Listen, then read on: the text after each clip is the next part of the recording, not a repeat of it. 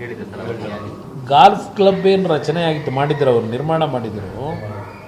ಅವರು ಆ ಭೂಮಿಯನ್ನು ಖರೀದಿ ಮಾಡಿದಾಗ ಆ ಖರೀದಿ ವ್ಯಾಪ್ತಿ ಒಳಗೆ ಖರಾಬ್ ಭೂಮಿಗಳಿತ್ತು. ಅವರು ಹೆಚ್ಚು ಕಡಿಮೆ ಅಲ್ಲಿ ದೊಡ್ಡ ಮಟ್ಟದಲ್ಲಿ ಲ್ಯಾಂಡ್ ಖರೀದಿ ಮಾಡಿದ್ದಾರೆ. ಎಷ್ಟು ಎಕ್ಸ್ಟೆಂಟ್ ಗೊತ್ತಿಲ್ಲ ನನಗೆ, ಅದೆಲ್ಲ ಮಾಹಿತಿ ನನ್ನ ಹತ್ರ ಇಟ್ಕೊಂಡಿಲ್ಲ ಇತ್ತು.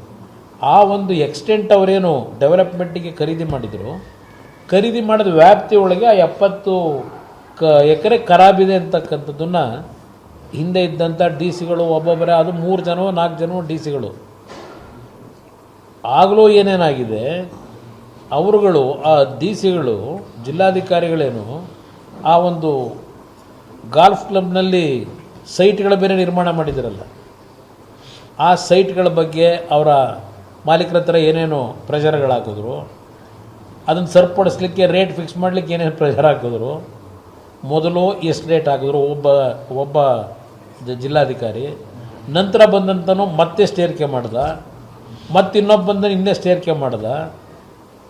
ಕೊನೆಗೆ ಸ್ಕ್ವೇರ್ ಮೀಟ್ರಲ್ಲಿ ಲೆಕ್ಕ ಹಾಕೋರು, ನಿಮ್ಮ ಸ್ಕ್ವೇರ್ ಫೀಟಲ್ಲಿ 70 ಎಕರೆನ ಹಣ ಫಿಕ್ಸ್ ಮಾಡಿದ್ದು ಸ್ಕ್ವೇರ್ ಫೀಟ್ ಲೆಕ್ಕದಲ್ಲಿ ಹಾಕ್ತಾರೆ.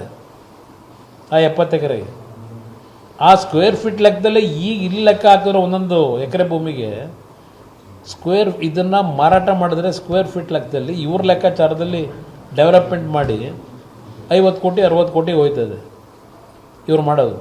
ಈಗಿನ ಅಲ್ಲಿರ್ತಕ್ಕಂಥ ಬೆಲೆ ಇವ್ರಿಗೆ 2 ಕೋಟಿ ಕೊಡ್ತಾರಂತ ರೈತರಿಗೆ. ಏನು 2 ಕೋಟಿ ಏನು ಭಾಳ ಅವ್ರು ಹೇಳೋದು ನೋಡಬೇಕು ಎಕ್ಸ್ಪ್ರೆಷನ್. ಇದು ಧರ್ಮಕ್ಕೆ ಕೊಡ್ತಾರ 2 ಕೋಟಿನ? ನಿಮ್ಮ ಅಧ್ಯಕ್ಷತೆಯಲ್ಲೇ ಫಿಕ್ಸ್ ಮಾಡಿದಿರಲ್ಲಪ್ಪ 12 ಕೋಟಿನ ನಿಮ್ಮ ಕ್ಯಾಬಿನೆಟ್ನಲ್ಲಿ. ಇಲ್ಲಿ 2 ಕೋಟಿ ಫಿಕ್ಸ್ ಮಾಡ್ತೀರಾ? ಇದು ಇರ್ತಕ್ಕಂಥ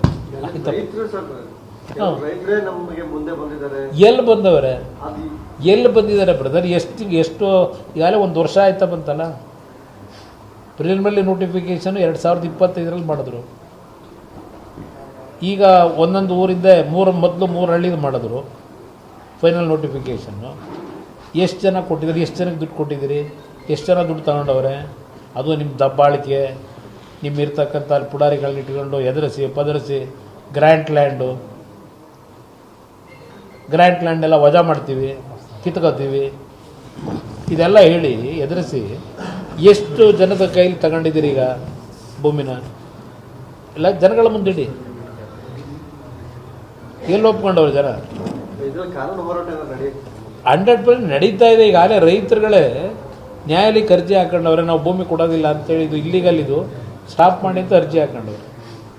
ಸರ್, ಸೆಂಟ್ರಲ್ ಕ್ಯಾಬಿನೆಟ್ ರಿಷಫಲ್ ಅದು ಪ್ರಧಾನಮಂತ್ರಿಗಳ ತೀರ್ಮಾನ ಮಾಡ್ತಾರೆ. ನಮ್ಮ ಮುಂದೆ ಅದೇನು ಚರ್ಚೆ ಆಗಿಲ್ಲ, ಅವ್ರ ತೀರ್ಮಾನ ಅಂತ.